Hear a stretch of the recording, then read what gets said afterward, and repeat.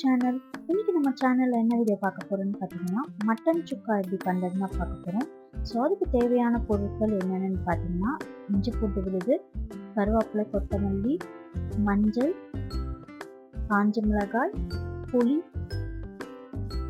வெங்காயம், மட்டன். இதுதான் அவங்களுக்கு தேவையான பொருள். அப்புறம் நான் மசாலா அரைக்கிறதுக்கு காஞ்ச மிளகாய், பாதாம், முந்திரி, பட்டை, லவங்கம், தனியா, சீரகம், மிளகு, சோம்பு இதெல்லாம் நான் எடுத்து வச்சுருக்கேன். இப்போ நீங்கள் ஒரு கடாய் எடுத்துக்கோங்க.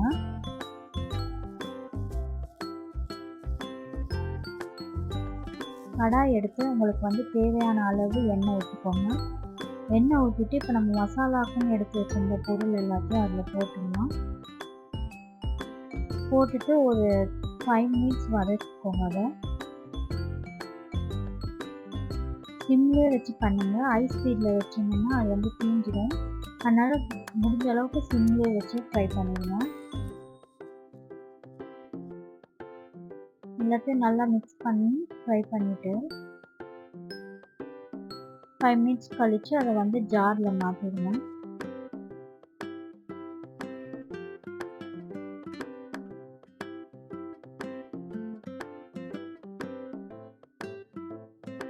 நம்ம மசாலாஸ்லாம் வெளியே வாங்குறதுக்குன்னா வீட்டிலேயே அரைச்சோன்னா இன்னும் டேஸ்டியாக இருக்கும். ஸோ இந்த மாதிரி ஃபைன் பேஸ்ட்டாக நம்ம அரைச்சி எடுத்துக்கலாம். இப்போ ஒரு குக்கர் எடுத்துக்கோங்க. அதில் கொஞ்சம் எண்ணெய் ஊற்றிட்டு நான் இஞ்சி பூண்டு விழுது 1.5 ஸ்பூன் போடுறேன். போட்டுட்டு அது கூடயே மஞ்சத்தூள்லாம் ஆட் பண்ணிக்கிறேன். இப்போ எடுத்து வச்சிருந்த மட்டனையும் நம்ம அதில் போட்டுடலாம். இது பச்சை வாசனை போகிற வரைக்கும் கொஞ்சம் நல்லா வதக்கிக்கோங்க.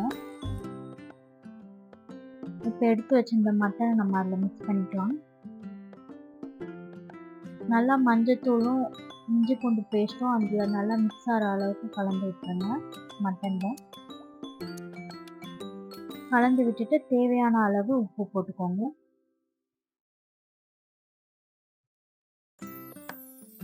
உப்பு போட்டு அதையும் நல்லா மிக்ஸ் பண்ணிவிட்டு ஒரு காஞ்ச மிளகாய் நான் கட் பண்ணி போட்டுக்கிறேன். போட்டுட்டு மூடி வச்சுருங்க. விசிலுக்கு ஒரு 3 to 4 விசில் வரட்டும். அப்போ தான் நல்லா வெந்து வரும். அது கூடயே ஒரு கப் தண்ணி ஊற்றிக்கிறேன். இப்போ நீங்கள் குக்கரை மூடி வச்சுருங்க. ஒரு 4 விசில் வைங்க. அடுத்து ஒரு கடாய் எடுத்துக்கோங்க. அதில் எண்ணெய் ஊற்றிட்டு ஒரு காஞ்ச மிளகாய், இஞ்சி பூண்டு விழுது 1 ஸ்பூன்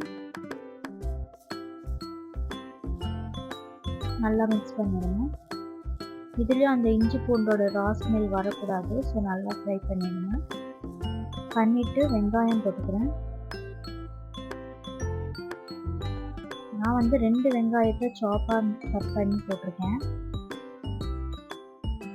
அது கூடயே மஞ்சத்தூள் ஆட் பண்ணிக்கோங்க. தேவையான அளவு உப்பு.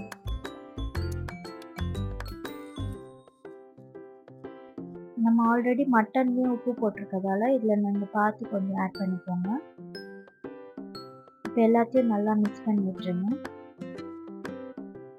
இந்த மாதிரி வரணும், கோல்டன் கலரில். இப்போ நீங்கள் எடுத்து வச்சிருந்த கருவேப்பிலையை அதில் போட்டுக்கோங்க. போட்டுட்டு குழம்பு மிளகாத்தூள் நான் 2 ஸ்பூன் எடுத்துருக்கேன். அதுவும் அதில் போட்டுக்கிறேன். எல்லாத்தையும் நல்லா மிக்ஸ் பண்ணிவிட்டு நம்ம அரைச்சி வச்சுருந்த மசாலா இருக்கு இல்லையா, அதையும் நம்ம இப்போ ஆட் பண்ணிக்கலாம்.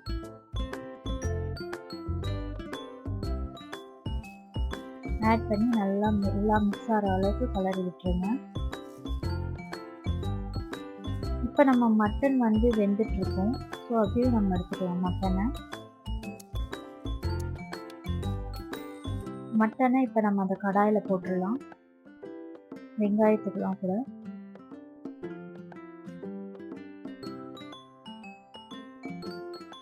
மட்டன் நல்லா வந்துடுச்சு. ஸோ நம்ம அப்படியே எல்லாத்தையும் போட்டுட்டு நல்லா ஒரு மிக்ஸ் கொடுத்துருங்க.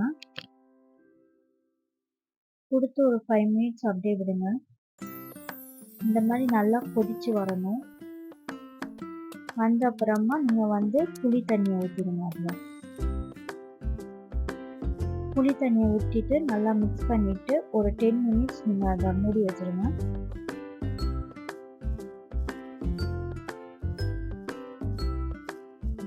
மூடி வச்சு ஒரு 10 to 15 மினிட்ஸ் கழிச்சு ஓப்பன் பண்ணி பார்த்தீங்கன்னா இந்த மாதிரி தண்ணியெல்லாம் அது அப்சர்வ் ஆகிருக்கும். ஸோ இந்த மாதிரி நம்மளுக்கு கன்சிஸ்டன்சி வந்திருக்கும். இப்போ கடைசியாக நான் வந்து கொத்தமல்லி போட்டு ஃபினிஷ் பண்ணிக்கிறேன். அவ்வளோதான், நம்ம மட்டன் சுக்கா ரெடி ஆயிடுச்சு. நீங்களும் வீட்டில் செஞ்சு பார்த்துட்டு இந்த மட்டன் சுக்கா எப்படி இருந்துச்சுன்ட்டு எனக்கு கமெண்ட்டில் சொல்லுங்கள். பாய், தேங்க்ஸ் ஃபார் வாட்சிங்.